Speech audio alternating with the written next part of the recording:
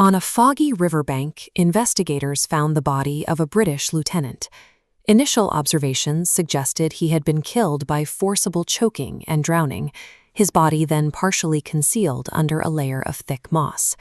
A rough canvas bag had been pulled over his head. This specific item was standard infantry issue, the kind used by the rank and file, rather than the higher quality gear typically used by the officer class. The presence of the bag pointed towards a fragging, a targeted murder committed by a soldier against his own superior. If a recruit had turned on his commander, it signaled a breakdown in discipline that could paralyze the entire regiment. However, the body was arranged with a precision that didn't match a frantic soldier's rebellion. The limbs were neatly placed, and the moss carefully draped, as if the scene had been curated for a specific audience. These inconsistencies suggested a forgery. The killer had staged the scene to mimic a military mutiny, using the infantry bag to frame the soldiers and divert attention away from the town. The investigator began by auditing the unit's records. He verified the location of every man during the time of the murder and checked the quartermaster's logs for any reports of stolen or missing infantry supplies. He then interviewed the men under the lieutenant's command. By cross-referencing their individual statements against the official movement logs, he confirmed that the entire unit was accounted for. Inside the deceased officer's quarters, the investigator searched for signs of a struggle.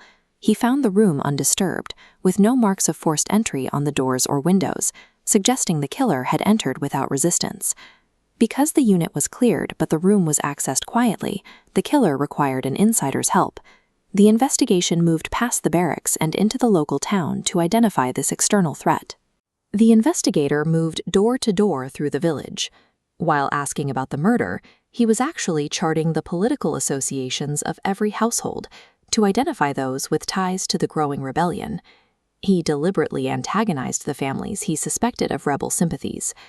By standing safely behind his armed guards and goading the suspects, he used their volatile reactions to measure the intensity of their anti-Crown sentiment. A local town informant quickly confirmed his suspicions.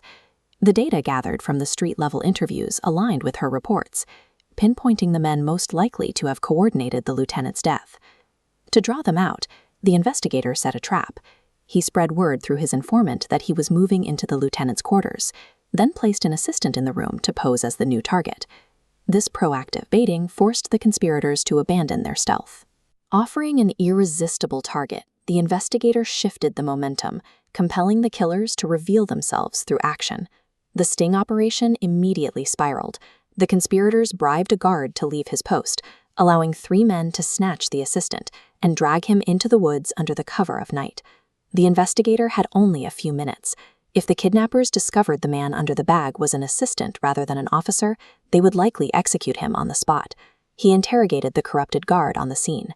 Using the man's panic, he extracted raw geographical details about the intended destination. He synthesized these directions with the map built from town interviews, narrowing the branching paths the kidnappers could take. Comparing terrain against patrol logs, he eliminated exposed or heavily guarded routes, identifying a single path to a secluded river bend. He reached the river just as the conspirators were prepping the execution. Before they could fire, the investigators stepped into the clearing, followed by a unit of soldiers with muskets raised. Rigorous logic, applied under extreme duress, turned a tactical failure into a successful rescue. The kidnappers were arrested at the very spot the investigators' data predicted they would be. The legal resolution followed quickly. The civilian conspirators and the soldier who accepted their bribe were convicted of treason and hanged. That night, the investigator sat in his study with his assistant. Despite the arrests, he felt no sense of closure. He focused on the sophistication of the murder. These weren't just disgruntled locals. They were capable of bribing professional soldiers and staging a forensic scene to manipulate British military leadership. The lieutenant's death was a symptom of a larger, organized movement. The rebellion was now using calculated terror to turn the army against itself and undermine the Crown's authority. Solving the murder had not secured the town. It had merely revealed that the lieutenant was the first casualty in a coordinated strike against the British state, one that was already spreading beyond his ability to contain it.